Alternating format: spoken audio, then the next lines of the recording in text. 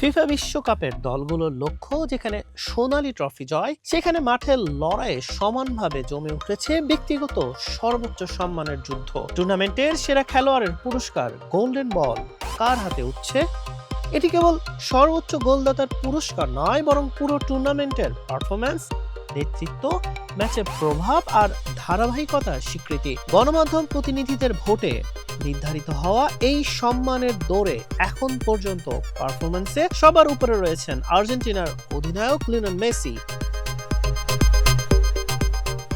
একমাত্র ফুটবলার হিসেবে 2014 এবং 2022 সালে গোল্ডেন বল জয়ের কীর্তি করেছেন মেসি। এবার 39 বছর বয়সেও ম্যাজিক দেখাচ্ছেন এই কিংবদন্তি ফুটবলার। টুর্নামেন্টে এখন পর্যন্ত সর্বোচ্চ 8টি গোল করে টানা দ্বিতীয় এবং ক্যারিয়ারের তৃতীয় গোল্ডেন বল জয়ের পথে LM10। তবে মেসির এই রাজত্বে বড় চ্যালেঞ্জ ছুড়ে দিচ্ছেন ফরাসি তারকা কিলিয়ান এমবাপ্পে। বিখ্যাত ফুটবল বিষয়ক সংবাদ মাধ্যম গোল.com এর সাম্প্রতিক র্যাঙ্কিং এ দ্বিতীয় স্থানে আছেন এই ফরওয়ার্ড। বিশ্বকাপে 7টি গোল করে দুর্দান্ত ফর্মে আছেন এমবাপ্পে।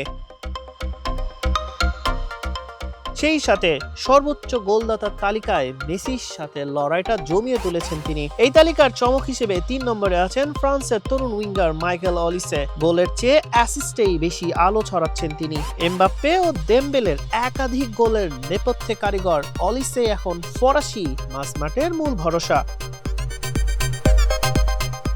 গোল.com এর র্যাঙ্কিং এ 4 নম্বরে জায়গা করে নিয়েছেন নরওয়ের গোল মেশিন আর্লিং হল্যান্ড। নিজের বিশ্বকাপ অভিষেকেই 7টি গোল করেন এই স্ট্রাইকার। এছাড়া ব্যালন ডিওর জয়ী ওসমান দেমবেলে এবং স্পেনের তরুণ সেনসেশন লামিনে ইয়ামালও আছেন গোল্ডেন বল পাওয়ার দৌড়ে। মেসি কি পারবেন তৃতীয়বারের মতো এই ট্রফি নিজের করে নিতে, নাকি নতুন কোনো রাজার অভিষেক দেখবে বিশ্ব ফুটবল? হাসান শাহরিয়ার, মানব কণ্ঠ।